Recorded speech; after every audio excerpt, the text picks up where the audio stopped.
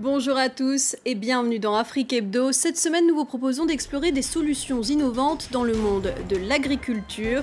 En Tunisie, des startups mettent la technologie et les insectes au service de production plus rentable et plus écologique.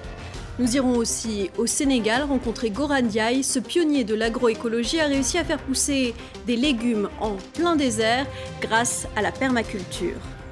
Enfin, des potagers urbains fleurissent sur les toits de Cotonou, une nouvelle façon d'assurer l'alimentation des citadins. Sécheresse, stress hydrique, augmentation du nombre de bouches à nourrir. Partout sur le continent, les agriculteurs sont confrontés à de nouveaux défis, en particulier ceux liés aux effets du dérèglement climatique. En Tunisie, deux startups se démarquent pour proposer des solutions efficaces. L'une élève des insectes pour les utiliser comme protéines dans l'alimentation animale. L'autre se sert de la technologie pour améliorer les rendements des agriculteurs. Nos reporters Lilia Blaise et Hamdit Lili sont allés à la rencontre de ces entrepreneurs qui font bouger les lignes. Récit de Natacha Milray. Des millions de mouches en cage, un élevage peu commun. La start-up Next Protein élève ces insectes et les transforme en protéines pour l'alimentation animale. On transforme ces insectes-là en trois produits essentiellement. Deux produits qui sont destinés à l'alimentation animale, ce sont de la farine protéinée et de l'huile. Et on a un troisième produit qui sont des déjections d'insectes, c'est un fertilisant organique qui peut être destiné au maraîchage, à l'agriculture. Après 6 ans de travail, la start-up a pu lever plus de 10 millions d'euros pour passer à une production industrielle destinée à l'exportation. Son atout, offrir un ingrédient essentiel pour une nourriture animale durable tout en protégeant l'environnement. Donc, ce que l'on fait, ce que l'on donne à manger aux insectes, c'est qu'on récupère des fruits, des légumes, des végétaux qui sont issus du gaspillage humain et on réintroduit ça dans la boucle, dans le cycle alimentaire. L'élevage requiert également très peu d'eau, alors que la Tunisie souffre de la sécheresse depuis quelques années. Yasser Boud a cofondé Zaira, une start-up qui propose de gérer les exploitations agricoles via des logiciels intégrés qui récoltent des données depuis des capteurs au sol. On peut voir sur PC, par exemple, sur ordinateur, tous les cycles, tous les temps d'irrigation, le calendrier d'irrigation, toutes les quantités de produits injectés par parcelle, toutes les quantités d'eau au litre près injectées par parcelle.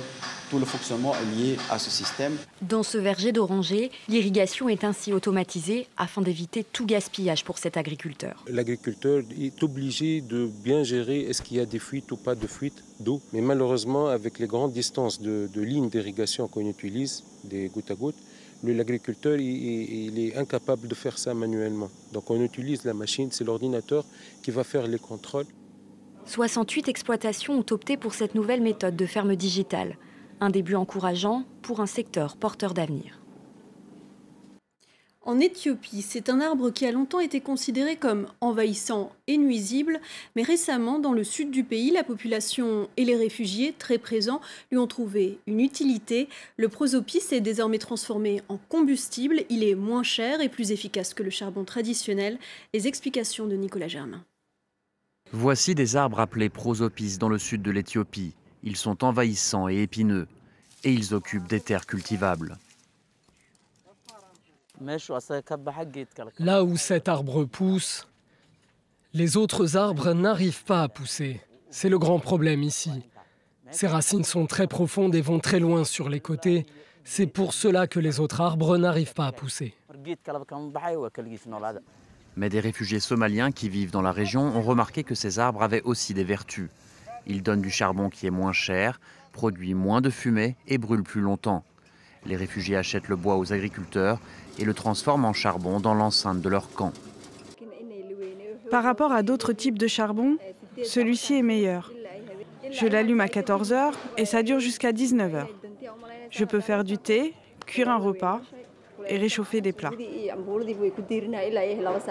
Ici, on dit que c'est une situation gagnant-gagnant. Les agriculteurs abattent ces arbres qui empêchent d'autres plantes de pousser. Les arbres produisent du charbon qui est plus écologique et ils permettent à des milliers de réfugiés dans la région de cuisiner et de se réchauffer. Sa ferme Kaïdara a tout d'une oasis et elle est devenue symbole d'espoir pour les habitants de la région. Goran Ndiaye fait pousser des légumes et des fruits sur une terre desséchée en plein milieu du désert sénégalais. Il applique les principes de la permaculture. Ce précurseur met aujourd'hui ses connaissances au service de la jeune génération d'agriculteurs afin qu'eux aussi puissent vivre de leur culture. Reportage de Marc de Chalvron et Marianne Guetti. Avec ses pieds de manioc par dizaines, ses légumes et ses fruits. Difficile de croire que cette ferme a poussé sur le désert, tant la nature y est abondante. Il y a 15 ans, il n'y avait rien d'autre que du sable ici. Tout est sorti de terre par la volonté de cet homme, Goran Ndiaye, autodidacte et pionnier de l'agroécologie en Afrique. C'était désertique, il n'y avait pas un seul arbre ici, tout était sec. Et c'était même un terrain de football pour les jeunes du village. Rassuré par la présence de l'eau à 4 mètres en sous-sol, Goran Ndiaye rachète cette terre pour une bouchée de pain et commence à la faire revivre. Il n'y avait rien du tout. Donc la première chose, c'est de restaurer la fertilité du sol, créer le premier étage végétal avec les arbres. Goran Ndiaye plante son premier cocotier, puis des dizaines d'autres, sous le regard incrédule des paysans de la région. Et je savais qu'ils me traitaient de fou. Ils ont vu ce désert qui était abandonné, cette terre qui n'était pas bonne, être l'une des meilleures, des plus productives de la zone. Et là, il dit, attends, il y a quelque chose, il y a un miracle là. Il n'y a pas de miracle. C'est parce que tout simplement, on a voulu changer et on y croit. Goran Ndiaye est le premier au Sénégal à avoir adopté la permaculture. Ce concept qui vise à créer une multitude de petits écosystèmes où, par exemple, les arbres favorisent l'éclosion d'autres cultures végétales en retenant l'humidité. Pour cultiver sous les papayers, il y avait des navets qu'il a déjà récoltés et vendus. Il y a eu de la laitue. Bon, tu as les restes de laitue qui sont là, donc il rapporte. Il a cultivé des oignons. Et c'était sous les papayers. Donc il y avait une production multi-étagée. Le tout sans aucun produit chimique. L'autre avantage est de permettre d'avoir des récoltes toute l'année et donc de garantir aux paysans des revenus réguliers. À travers son expérience, Goran Ndiaye entend bien mener un combat contre les cultures traditionnelles du Sénégal. L'arachide, le riz ou le mil, des monocultures qui maintiennent, d'après lui, les paysans dans la pauvreté et qui sont responsables de la désertification à travers la destruction des arbres. Et pour l'aider à mener ce combat, Goran Ndiaye a également transformé sa ferme en école.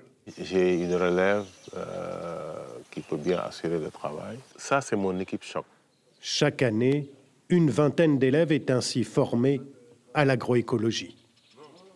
Nous allons justement rendre visite à Mohamed Demba Camara, un ancien pensionnaire de l'école de Kaïdara, aujourd'hui sur son propre champ.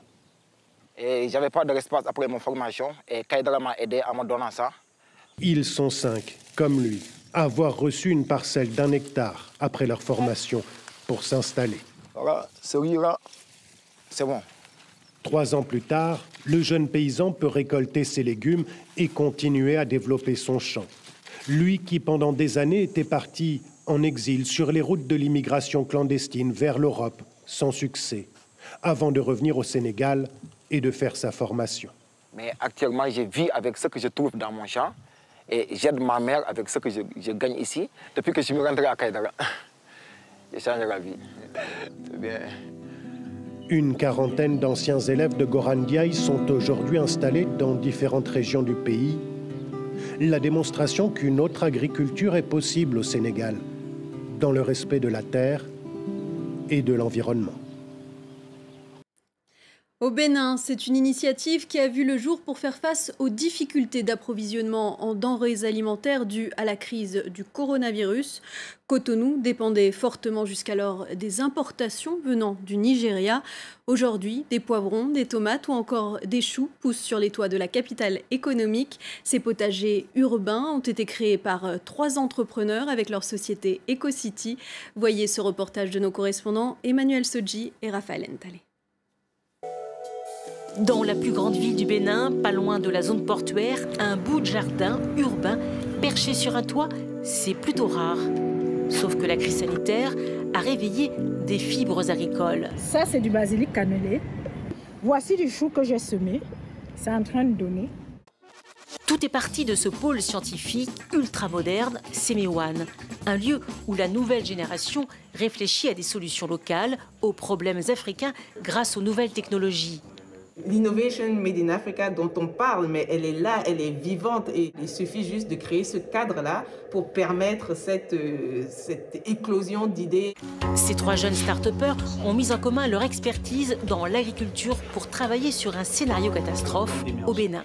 L'objectif, imaginé par la task force du campus, était de trouver une solution pour approvisionner une ville sous blocus sanitaire. Le commerce maritime est bloqué. Les avions ne peuvent plus atterrir. Avant que les bacs ne soient installés sur les toits, tout est conçu par ordinateur. Innovation et traditions ancestrales en agroécologie sont intimement associées. On fait bien les calculs, on peut avoir un terreau qui est bien mieux que celui qu'on a en commerce. Mais parce que les citadins souhaitent aujourd'hui avoir des denrées alimentaires au plus près de chez eux, les 3 amis ont dû produire plus vite. Dans ce laboratoire à ciel ouvert, à 1 heure de Cotonou, ils ont mis au point un compost naturel en un temps record grâce aux larves de mouches. Nous avons raccourci de 3 mois à 3 jours pour nous permettre d'être beaucoup plus efficaces dans nos prestations et apporter une plus-value sur la chaîne de valeur. On a utilisé la fiente de poulet et qui dégage beaucoup plus d'odeur, qui attire les mouches. Et vous allez constater que les mouches se déposent déjà pour poser leurs œufs. Ces 3 spécialistes en environnement, économie verte et intrants bio poursuivent leurs recherches dans l'agriculture hors sol afin de développer partout des potagers dans les espaces publics des villes, au Bénin et dans les pays voisins.